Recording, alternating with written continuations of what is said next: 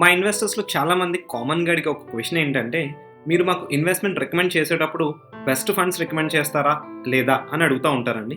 So, నేను వాళ్ళకి చెప్పే సమాధానం ఏంటి అంటే, మేము బెస్ట్ ఫండ్స్ రికమెండ్ చేయలేమేమో కానీ, సూటబుల్ ఫండ్స్ అయితే రికమెండ్ చేయగలుగుతామండి అని చెప్తాను. సో, వాళ్ళకొక సందేహం ఏంటి అంటే, ఈ బెస్ట్‌కి, సూటబుల్‌కి డిఫరెన్స్ ఏంటి? అనే క్వెషన్ వాళ్ళకుంటదండి. సో, నేను వాళ్ళకి చెప్పేదేంటి అంటే, బెస్ట్ ఫండ్స్ అనేది పాస్ట్ పెర్ఫార్మన్స్‌ని బేస్ చేసుకొని ఫ్యూచర్ రిటర్న్స్‌ని ప్రిడిక్ట్ చేస్తూ రికమెండ్ చేసే పోర్ట్‌ఫోలియోని బెస్ట్ ఫండ్స్ అంటారు. ఆర్ బెస్ట్ స్కీమ్స్ అంటారు. అది ఎవరి వల్ల కాదు కూడా. వెరాస్ మేము సజెస్ట్ చేసేది ఏంటి అంటే, మీ అవసరాన్ని బేస్ చేసుకొని, మీ రిస్క్ అపెటైట్‌ని కన్సిడర్ చేసి, మీ ఫ్యూచర్ టార్గెట్స్‌ని బేస్ చేసుకొని, మేమిచ్చే పోర్ట్‌ఫోలియోస్ ఏవైతే ఉంటాయో, అవి సూటబుల్ పోర్ట్‌ఫోలియోస్ అవుతాయి. లేకపోతే సూటబుల్ ఫండ్స్ అవుతాయి. మీ జర్నీని సజావుగా సాగించడానికి. సో, చాలామందికి తెలియకుండా వాళ్ళు ఈ బెస్ట్ పెర్ఫార్మన్స్ ఆర్ పెర్ఫార్మన్స్‌ని చేజ్ చేసే ట్రాప్‌లో పడి, సో, హై రిస్క్ ఉన్న ఫండ్స్‌ని లేతే మీరు ఇన్వెస్ట్ చేసిన ఫండ్స్‌లో ఎలాంటి రిస్క్ ఉంటుంది అని గమనించకుండా కూడా ఇన్వెస్ట్‌మెంట్స్ చేసి, తర్వాత ఈ మ్యూచువల్ ఫండ్స్‌లో మనకి సూటబుల్ కాదు ఇవి అని చెప్పి అర్థం చేసుకుంటున్న వాళ్ళ సంఖ్య పెరుగుతుందండి. సో, వాళ్ళ కోసం ఇవాల్టి వీడియోలో ఈ ఫండ్స్‌ని చేజ్ చేయటం వల్ల, అంటే ఫండ్స్ పెర్ఫార్మన్స్‌ని చేజ్ చేయటం వల్ల మనం కోల్పోయేదేంటి?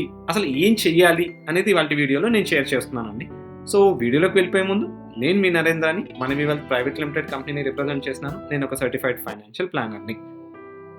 మీరు వీడియోలోకి వెళ్ళిపోదాం. సో, ఈ 17 ఫండ్స్ యొక్క క్యాలెండర్ ఇయర్ వైస్ పెర్ఫార్మన్స్ మీరు చూస్తే, అంటే 2013 నుంచి 2023 వరకు ప్రతి సంవత్సరం ఆ 17 ఫండ్స్ లో ఏ ఫండ్ టాప్ లో ఉంది అని మీరు చూస్తే గనక, సో క్యాలెండర్ ఇయర్ 13 అంటే 2013 లో ఫండ్ 1 ఫస్ట్ ర్యాంక్ లో ఉంది, ఫండ్ 2 సెకండ్ ర్యాంక్ లో ఉంది, ఫండ్ 3 థర్డ్ ర్యాంక్ లో ఉంది. బట్ అదే నెక్స్ట్ ఇయర్ వచ్చేసరికి ఫండ్ 3 థర్డ్ ర్యాంక్ వెళ్ళింది, ఫస్ట్ ర్యాంక్ లోకి ఇంకొక కొత్త ఫండ్ చేరుకుంది, అండ్ సెకండ్ ర్యాంక్ లో కూడా ఇంకొక కొత్త ఫండ్ చేరుకుంది.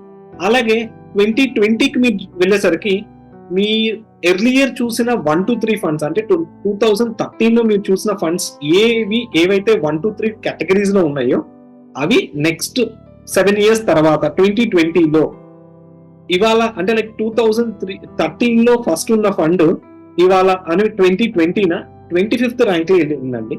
అదే 2013 లో ఉన్న సెకండ్ ర్యాంక్ ఉన్న ఫండ్ ఇప్పుడు 30th ర్యాంక్ లో ఉంది. అదే 2013 లో ఉన్న థర్డ్ ర్యాంక్ ఫండ్ 2020కి అది 10th ర్యాంక్ వెళ్ళింది.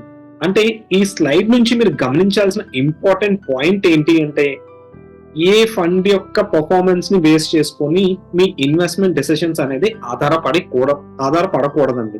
ఎందుకంటే పాస్ట్ పర్ఫార్మెన్స్ అనేది మీరు జర్నీ చేసేటప్పుడు రేర్ వ్యూ మిర్రర్ చూసి జర్నీ చేస్తారా, అంటే డ్రైవ్ చేస్తారా?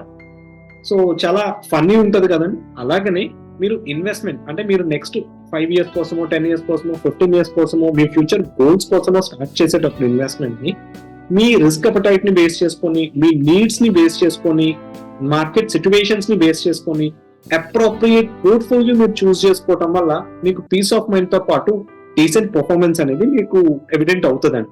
అంతేగాని లాస్ట్ 3 years లో ఏదైతే టాప్ పర్ఫార్మింగ్ ఉన్నాయో ఆ ఫండ్ లో ఇన్వెస్ట్మెంట్ చేయడం, లేకపోతే లాస్ట్ 6 months లో ఏవైతే ఎక్కువ రిటర్న్స్ ఇచ్చినాయో దాంట్లో ఇన్వెస్ట్ చేయడం వల్ల మీకు పీస్ ఆఫ్ మైండ్ పోవడంతో పాటు పర్ఫార్మెన్స్ కూడా మీరు ఎక్స్పెక్ట్ చేసినట్టు కనిపించదండి.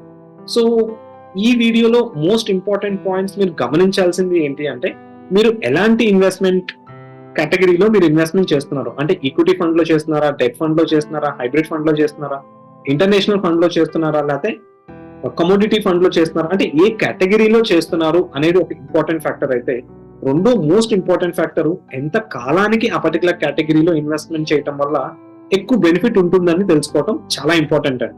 అంతేకాకుండా ఎంత అమౌంట్ చేస్తున్నాం. చాలా మంది చేసే మిస్టేక్ ఏంటి అంటే, నేను ఇనీషియల్ గా ఒక 1000 రూపీస్ తోనో 2000 రూపీస్ తోనో నేను టెస్ట్ చేస్తాను, టెస్ట్ చేసి ఒక 3 years తర్వాత 5 years తర్వాత నేను నా ఇన్వెస్ట్మెంట్ ని పెంచుతాను అని అనుకుంటా ఉంటారండి. బట్ రిమెంబర్, ఇన్వెస్ట్మెంట్ లో మీరు గుర్తు పెట్టుకోవాల్సింది, మీరు ఇచ్చే ప్రతి ఇన్స్టాల్మెంట్ కి ఎంత టైం అయితే ఇస్తారో ఆ టైం మీ ఫ్యూచర్ వెల్త్ ని డిసైడ్ చేస్తుంది, అంతేగాని మీ టైమింగ్ కాదు. వీటిలన్నిటితో పాటు ముఖ్యంగా ఒక సక్సెస్ఫుల్ వెల్త్ క్రియేటర్ కి ఉండాల్సిన రెస్పాన్సిబుల్ టార్గెట్ ఏంటి అంటే పేషెన్స్ అండి. And last but not least, you have to have a coach who will guide you as per your needs. And అసలు అవసరం లేనిది మీరు ఫోకస్ చేయాల్సిన పని లేని విషయాలు ఏంటి అంటే మార్కెట్ ని టైం చేయాల్సిన అవసరం లేదండి. When you're investing through SIP in discipline mode and scheme selection కూడా పెద్ద ఇంపార్టెంట్ క్రైటీరియా కాదు. సో ఈ వీడియోలో షేర్ చేసిన ఇన్ఫర్మేషన్ డెఫినెట్లీ మీ ఇన్వెస్ట్మెంట్ డెసిషన్ ని కొంచెం బెటర్ గా తీసుకోవడానికి హెల్ప్ అవుతుందని భావిస్తున్నాను. Keep watching us. If you like the content in the video, please like and share the video and subscribe to our YouTube channel. If you need any personal appointment, do call us to the below number.